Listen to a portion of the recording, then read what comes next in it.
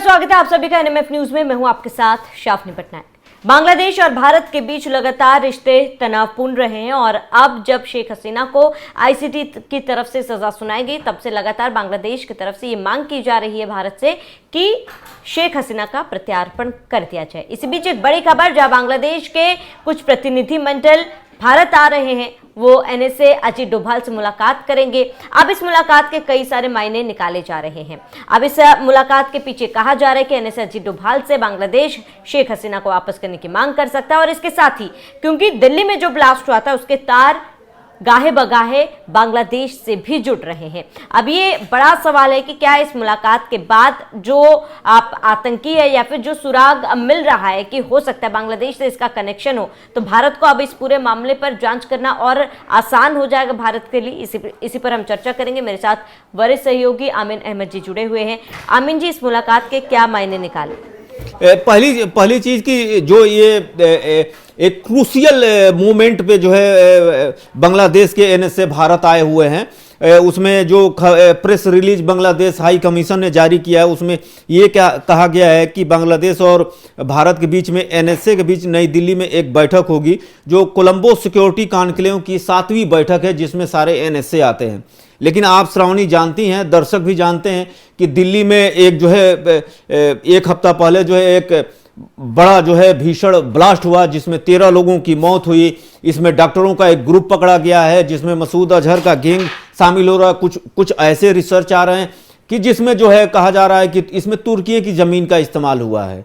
एक और भी इसमें बात बड़ा दिलचस्प देखने को मिल रही है कि इसमें बांग्लादेश का भी कुछ जो है क्लू मिल रहा है। वो कंफर्म नहीं है, लेकिन एक पत्रकार होने के नाते जो एक अंदर जो सवाल उभर कर आया है कि एक दो तरह की खबरें नरेट की जा रही। एक श्रावणी ये नरेट हो रही है कि बांग्लादेश के प्रधानमंत्री जो कार्यवाहक है मोहम्मद यूनुस, वो दो दिनों से जब से शेख हसीना को फांसी की सजा हुई है, तब से भारत के ऊपर बयान दे रहे हैं कि भारत को 2013 का जो है संधि प्रत्यर्पण को मानना चाहिए। दूसरी बात, विदेश मंत्रालय ने ये कह दिया कि बिना शर्त के जो है शेख हसीना को दे देना चाहिए, लेकिन भारत इस पे कुछ बोल नहीं रहा है।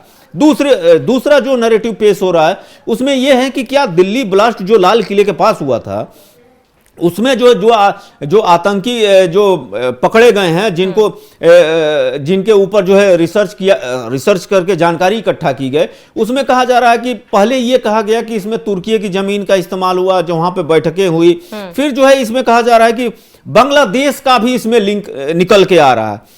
तो ये समझ में नहीं आ रहा है कि जो ये बैठक हुई है डोभाल के साथ बांग्लादेश के एनएसए का, उस पे क्या हुआ है। लेकिन जो मेन मुद्दा, जो फोकस है, वो जो कोलंबो सिक्योरिटी का मामला है, उसी को लेकर बैठक हुई। लेकिन एक डाउट ये भी है श्रावणी की, इसमें क्या शेख हसीना की बात हुई है या बांग्लादेश वाले मामले पे जो भारत इतना सख्त रवैया अपनाए हुए है।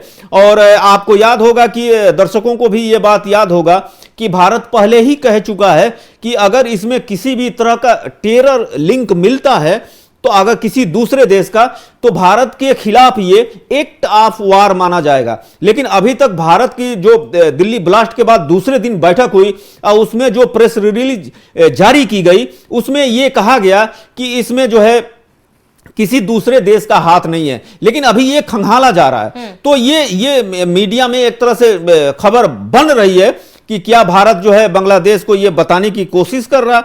और दूसरी एक और भी बात श्रावणी है कि बांग्लादेश और भारत के रिश्ते आजकल जो है बड़े जो है अजीब से ढंग से चल रहे, तो इस पर भी चर्चा हो रही है।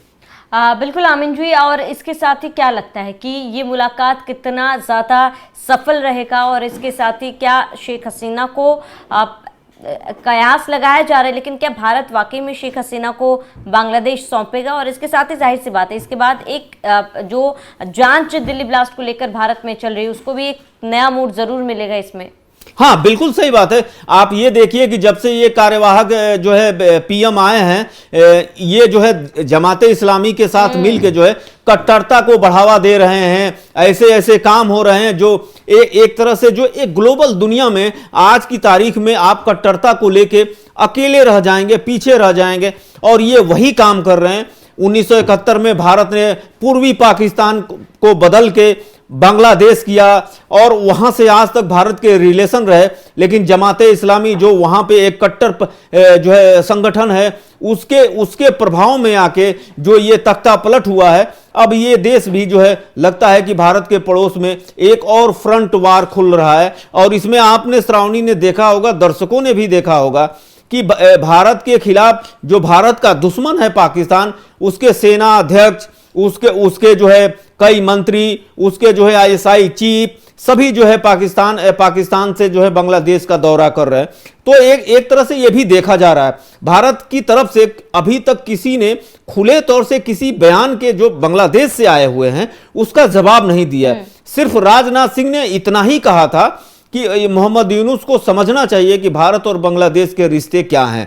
तो ये देखा जा रहा है कि भारत जो है अभी भी अपने कदम जो है बड़े ही सही और जो है सूझबूझ के साथ आगे रख रहा है। पिछले फांसी के बाद से पिछले 2 दिनों में कई बांग्लादेश के मंत्री और प्रधानमंत्री खुद, और उन्होंने ये भी कह दिया, इंटरपोल से मदद मांगी है कि जो है वो शेख हसीना को पकड़ के हमको दे। तो ये सारी कार्रवाई कर रहे हैं, लेकिन भारत इस पे अभी कोई टिप्पणी नहीं कर रहा है।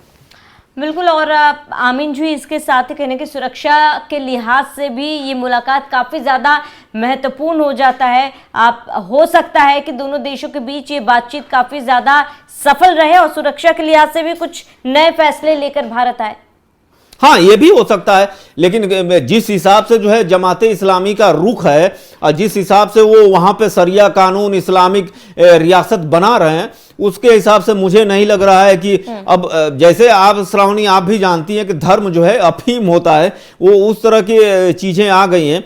और ये कई अब तो विदेशी मामलों के जानकार और जो बांग्लादेश के एक्सपर्ट हैं वो भी ये कहने लगे हैं कि एक और देश भारत के पड़ोस में जो है कंगालिस्तान होने वाला है। अब इंतजार है कि या तो वो संभल जाएं या कुछ और कर लें, ये देखने वाली बात होगी। ये अभी समय है, अभी तो कार्यवाहक पीएम ने चुनाव का भी ऐलान कर दिया है, लेकिन जो गतिविधियां जो दिख रही हैं पीछे से, जो उनके कार्य हैं, वो थोड़े से जो है कट्टरपंथी लग रहे हैं। ठीक है आमीन जी, अब ये देखना महत्वपूर्ण होगा कि एनएसए डोभाल के साथ बांग्लादेश प्रतिनिधियों की मुलाकात कितनी ज्यादा सफल रहती है, किन तमाम महत्वपूर्ण मुद्दों पर बातचीत होती है और इसके बाद क्या कुछ फैसले लिए जाते हैं। फिलहाल आप सभी का इस पूरे मामले पर क्या कहना है हमें कमेंट कर जरूर बताएं। साथ ही बने रहिए एनएमएफ न्यूज के साथ।